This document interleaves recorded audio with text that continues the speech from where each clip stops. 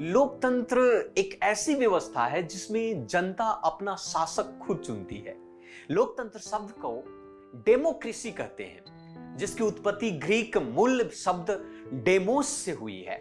Demos का अर्थ है जन साधारण और क्रेसी का अर्थ है शासन।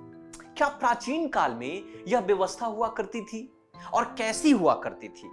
चलिए इस वीडियो के माध्यम से हम जानेंगे कि कैसे लोकतंत्र का सिद्धांत ऋग्वेद की देन है।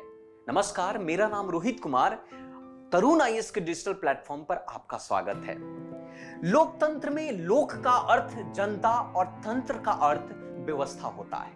अतः लोकतंत्र का अर्थ हुआ जनता का राज्य, एक ऐसी जीवन पद्धति जिसमें स्वतंत्रता, समता और बंधुता समाज जीवन के मूल सिद्धांत होते हैं।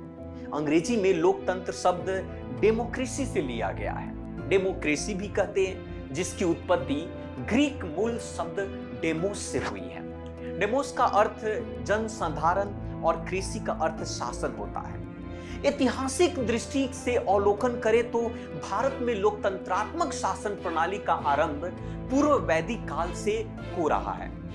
प्राचीन काल से ही भारत में सुदृढ़ लोकतंत्रात्मक व्यवस्था विद्यमान थी। इसके साक्ष्य प्राचीन साहित्य, सिक्कों और अभिलेखों से प्राप्त होते हैं। ऐसा कहना गलत नहीं होगा कि लोकतंत्र का सिद्धांत वेदों के ही देन है। सभा और समिति का उल्लेख ऋग्वेद एवं अथर्ववेद में दोनों में मिलता है, जिसमें राजा, मंत्री और विद्वानों से विचार विमर्श करने के बाद कोई फैसला लिया जाता था।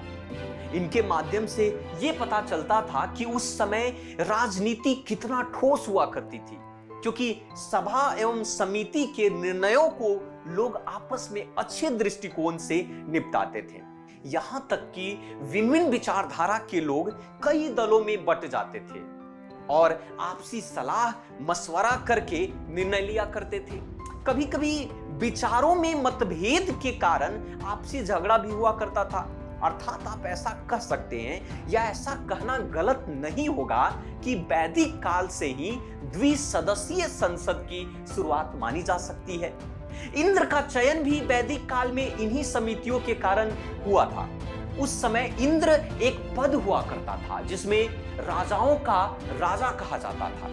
गणतंत्र शब्द की बात अगर करें तो गणतंत्र शब्द का प्रयोग ऋग्वेद में 40 बार दिए गए हैं, अथर्ववेद में 9 बार और ब्राह्मण ग्रंथों में अनेकों बार इसकी चर्चा होती है।